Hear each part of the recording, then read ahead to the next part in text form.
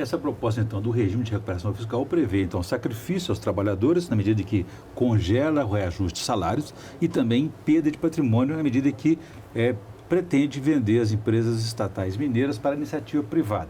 A segunda proposta alternativa, ela não prevê congelamento, não mexe nos direitos adquiridos dos servidores, mas federaliza as empresas mineiras, ou seja, transfere o controle da CEMIG, de uma Copasa, o Codemig, para o governo federal. Isso representa perda de patrimônio para o Estado de Minas Gerais? Na verdade, é o seguinte, o que é a ideia do presidente Rodrigo Pacheco? É o seguinte, o Estado poder quitar uma parte da sua dívida, em alguns dos casos. E é importante que se diga isso, o desfecho que acontecer para Minas Gerais vai valer para todos os outros estados da União que também têm o mesmo problema. É só você pegar o Rio de Janeiro, o Rio Grande do Sul, Goiás, que estão sob regime de recuperação fiscal, por exemplo, mas outros estados que não estão sob regime, mas também que têm dívidas públicas com a União também muito grandes. São Paulo e outros, praticamente todos os estados hoje têm. Então, o desfecho que se der para Minas servirá para os outros. Eu estou dizendo isso para dizer o seguinte, porque a ideia principal, independente se é com empresas ou não, é o seguinte, o Estado pagar uma parte com créditos, com ativos, com dinheiro, se porventura tiver, é difícil o Estado ter um dinheiro tão alto desse para pagar, mas se porventura tiver, e o mesmo percentual que ele conseguir quitar nessa primeira parte, ele vai ter esse mesmo percentual de desconto no que sobrou da dívida. Então, o que Minas tem hoje disponível são os ativos, que obviamente tem que ser primeiro valorizado, ou seja, saber o valor real dessas questões. Ponto 1. Ponto 2, saber se o governo do Estado topa e o governo federal também topa, ou seja, quais empresas o governo do Estado topa discutir, quais empresas o governo federal também topa receber, porventura, essa discussão.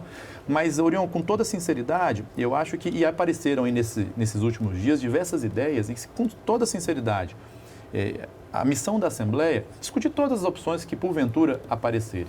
Mas nós temos agora um ponto principal, é mais prazo, para que a gente consiga discutir todas essas ideias. Até porque, se prosperar a ideia da federalização, ela obrigatoriamente tem que ser discutida na Assembleia também, através de projetos de lei.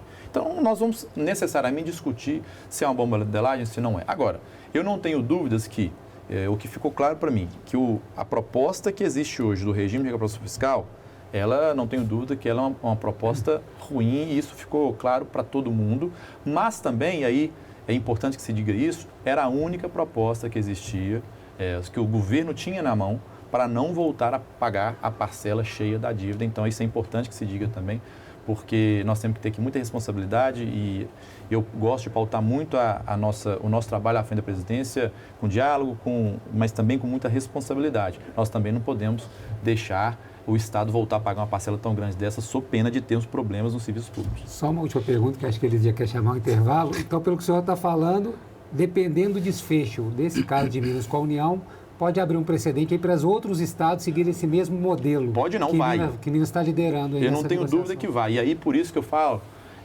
Murilo, que a Assembleia, de uma certa forma, junto com o Congresso Nacional, a partir do momento que o presidente do Congresso começou a participar, nós pautamos um assunto que, por muito tempo, nós estamos tentando discutir. A época aqui em Minas Gerais já discutimos a Lei Candir, né? Ou seja, a desoneração da Lei Candir, que trouxe um problema para Minas Gerais. Na época, há 2 mandatos atrás na Assembleia, na época do presidente Del Clever, ele criou uma comissão especial para fazer o encontro de contas entre o governo do Estado e a União. E, inclusive, eu tive a honra de ser presidente da comissão à época. E, na época, nós levantamos que o Estado perdeu 135 bilhões de reais por conta da desoneração da Lei Candir. Foi feito um acordo judicial pelo governo do Estado por 8,7 bi, se eu não me engano, para receber em 30 anos. Mas talvez pela primeira vez nós estamos discutindo a dívida pública realmente, ou seja, em si, esses 160 bilhões, que todos os outros estados também têm alguma discussão, e é muito importante que a gente tenha, se Deus quiser, um desfecho para esse problema que vem se arrastando em Minas Gerais por 25 anos.